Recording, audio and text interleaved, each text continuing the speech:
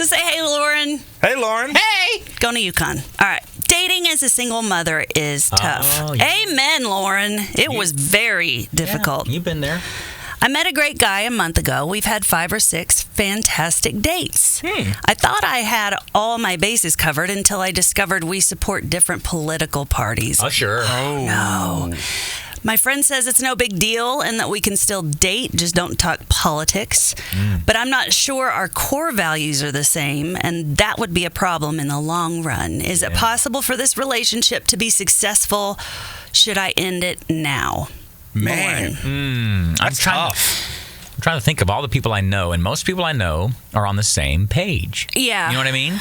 Or one is more into it than the other. One doesn't care as much. Yeah. Is that how you guys are? That's how we started. Yeah. And then, we can kind of banter back and forth. I mean, we agree on most things, but we do agree on the core values. That's the big part. Yeah, and yeah. I think the fact that she recognizes that is the red flag. Yeah. Because if they don't agree on things like children and they want kids, both of them want kids, they're going to have to battle the whole idea of raising a child in a neutral zone, and that's very difficult to do.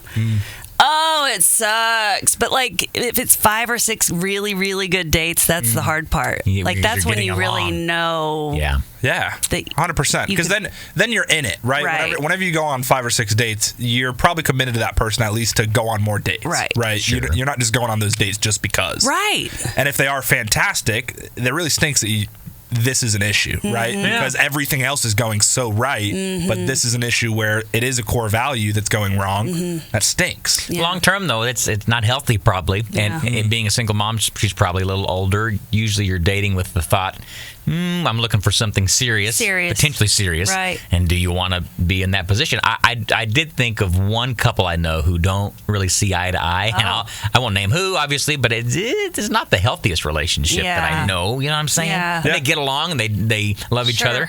It just doesn't always click very well. There's a division. Yeah. In the house. Opposites attract on personalities. Sure. And styles of things like that. And Kelsey's very organized, very but we agree on everything when it comes to core values. Core values is the big thing. And that's really important. And absolutely. Because then you don't want to. I mean, even if it's her child that she's got right now. Yeah.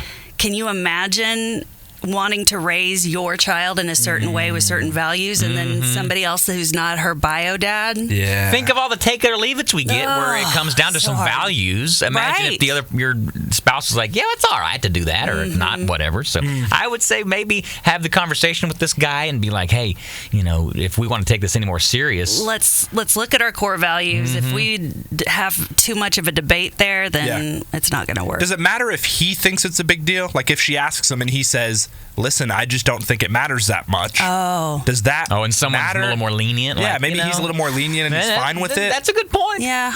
Then maybe you can be like, we'll agree to disagree. Right. I'll let you do you. Right. We'll be potentially married someday or just a long-term couple. Yeah. And see what happens. Yeah. I mean, that seems a little dangerous, but that's a tough one. With a kid, too, yeah. Yeah. Good luck, Lauren. Did we help at all? No. Okay. I always want to know, did they take it or did they leave it? Let us know, Lauren. Yeah.